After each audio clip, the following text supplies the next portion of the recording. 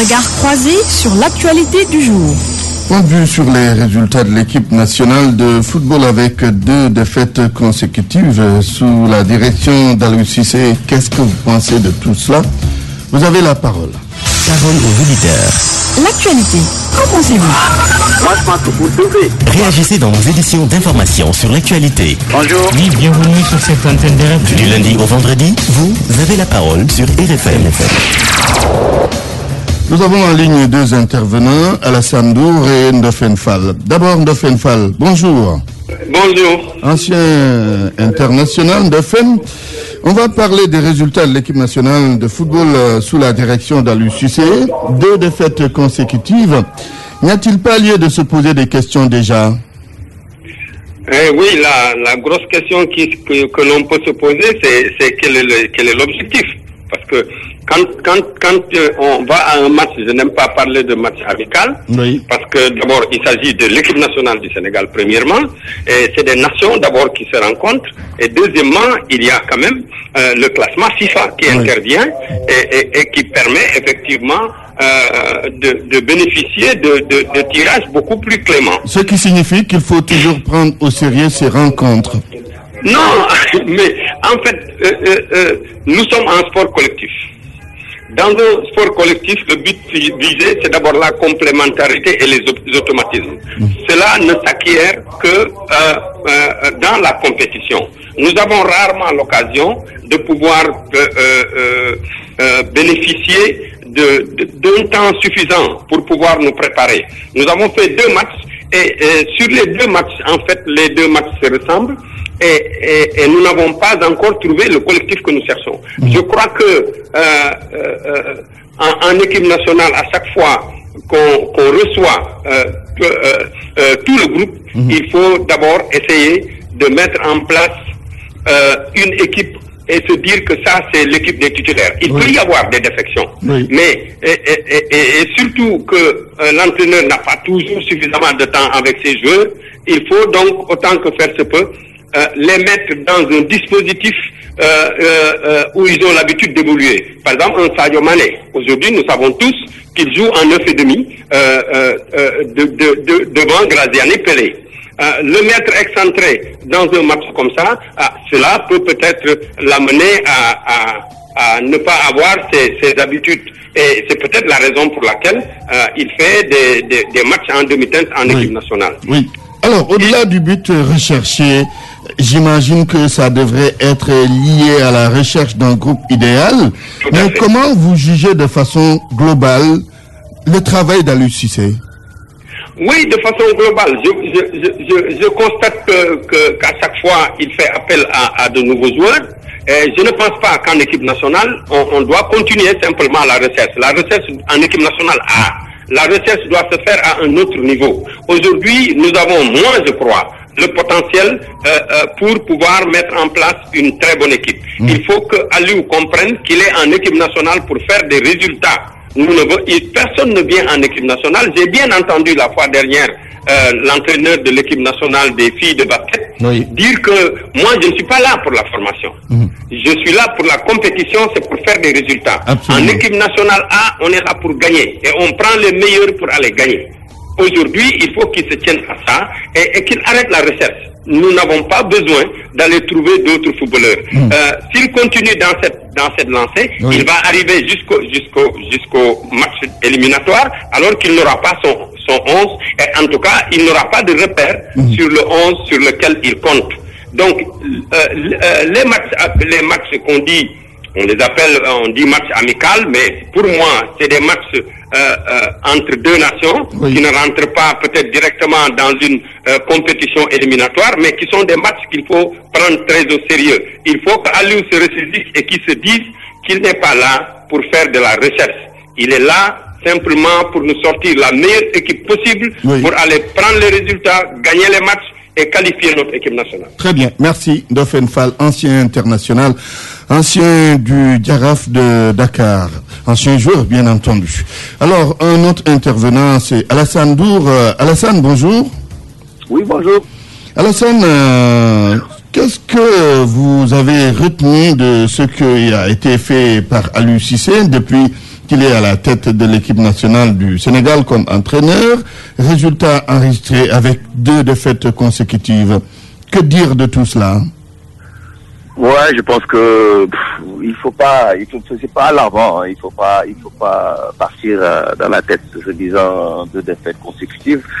Je pense que c'est des matchs de préparation. Il faut voir d'abord le contenu. Forcément, les résultats est très important, hein, parce qu'on joue tous pour gagner, donc on est des compétiteurs. Mais bon, il faut aussi voir le contenu, donc recherché par l'entraîneur. Après, les questions qu'il faut se poser, c'est est-ce que Aliou travaille dans le long terme, c'est-à-dire c'est 4 ans de contrat, ou est-ce que Aliou travaille, comme on dit là tout de suite là pour avoir des résultats tout de suite. Donc c'est ça le problème, parce que je pense qu'aujourd'hui il est en mode de voir un peu de réglage, de voir un peu ce qu'il peut apporter, de voir un peu ses titulaires. Est-ce que ça va lui porter préjudice pour les matchs qui vont arriver, c'est-à-dire les éliminatoires, ou est-ce que il a déjà trouvé dans sa tête ce qu'il faudrait, sa composition de l'équipe. Donc tout ça, il faut regarder ça. Mais moi, vu le match d'hier, ce que j'ai trouvé un tout petit peu frustrant, c'est juste l'aspect offensif que j'ai pas trouvé aujourd'hui, hier, à la hauteur. Mais sinon, sur le contenu, dans la combativité, dans la récupération, je pense que c'était assez correct. Maintenant, voilà, donc se frotter aussi à cette catégorie d'équipes comme l'Algérie là nous fait du bien, c'est-à-dire on pourra à la sortie de ce match-là voir ce qu'on devrait améliorer et voir ce qu'on devrait aussi sur quoi on devrait se positionner pour garder le cap. Oui, mais alors, est-ce que la recherche d'une équipe performante signifie qu'il faut toujours composer avec de nouveaux et écarter les anciens qui ont de l'expérience, qui peuvent apporter encore quelque chose à cette équipe? Bien sûr, non, mais les joueurs d'expérience sont toujours, pour moi, les joueurs d'expérience sont toujours indispensables, je dirais même dans une équipe, parce que ils connaissent, comme on dit, la maison, ils connaissent un peu ces genres de compétitions-là, et en même temps, ils peuvent toujours apporter. Bon, faut aussi voir aussi la jeunesse qui est en train de pousser derrière, donc de temps en temps peut-être les intégrer, mais peut-être pas brutalement, les lancer dans le bain, donc forcément après ils savent pas trop, donc forcément ils n'ont pas trop l'habitude de ces genres de compétition-là, mais je trouve qu'il faut juste c'est juste un mixage d'anciens et de nouveaux qu'il faut qu'Aliou arrive à trouver au sein de son équipe pour que la mayonnaise puisse prendre. Mais en conclusion, ce que je pourrais dire, c'est que il faut pas que les Sénégalais s'inquiètent juste parce qu'il y a eu 2 défaites. Il y a eu 2 défaites, mais sur des matchs assez, je dis pas abordables, mais sur des matchs comme le match de l'Afrique du Sud. Je pense que c'était un match aujourd'hui qui pouvait être à notre portée. Hier, c'était un match différent. On jouait aussi en Algérie, première équipe, je dis africaine. Donc c'est une équipe qu'il faut respecter. Donc le Sénégal n'est pas au-dessus de l'Algérie aujourd'hui. Donc le Sénégal est à la recherche de son équipe. Donc il faut être très patient. Il faut pas s'inquiéter par rapport à ça. Donc il faut être patient et laisser l'entraîneur essayer de trouver son équipe pour les prochaines séances. Très bien, merci Alassane Dour, ancien international. Nous avons en ligne le président de l'Association nationale de la presse sportive. Bonjour Mamadou Koumé. Bonjour. Que pensez-vous des résultats obtenus par Aliou Cissé? On s'interroge parce qu'il a obtenu 2 défaites consécutives. Oui, l'équipe a subi 2 défaites consécutives. Heureusement que ça ne tire à aucune conséquence, c'est-à-dire que ce ne sont pas des matchs de compétition, c'était un match de gala et un match de préparation.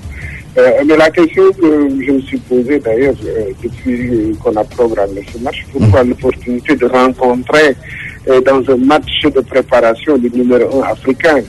Je pense que si on veut faire une équipe, si on veut chercher des solutions, il aurait, à mon avis, été plus judicieux de viser le milieu du tableau africain. Bon, c'est vrai que depuis qu'il a commencé, un match de préparation, il a rencontré de grandes équipes. C'était le Ghana, c'est Hier, c'était l'Afrique du Sud, oui. c'était l'Afrique du Sud et tout ça qui font partie des meilleures équipes africaines. Bon, maintenant, il faudra attendre le mois prochain, le mois de novembre, match contre Madagascar aller-retour en Coupe du Monde, et au mois de mars prochain, les 2 matchs contre le Niger. Je pense que c'est sur ces 4 matchs qu'on va le juger. Là, il fait des préparations. Mais quand on voit l'équipe, cette équipe ne marque pas de but depuis 2 matchs, l'équique ne marque pas de but. On se dit, mais ça devient inquiétant. Où sont passés les attaquants? Oui. Moi, je pense à quelqu'un comme Moussa Sow. C'est un attaquant quand même qui est bon, qui a marqué beaucoup de buts aujourd'hui. Pourquoi il n'est pas appelé en équipe nationale? Moi, j'aurais bien aimé savoir pourquoi Moussa Sow ne figure pas sur les tablettes de l'entraîneur, par exemple.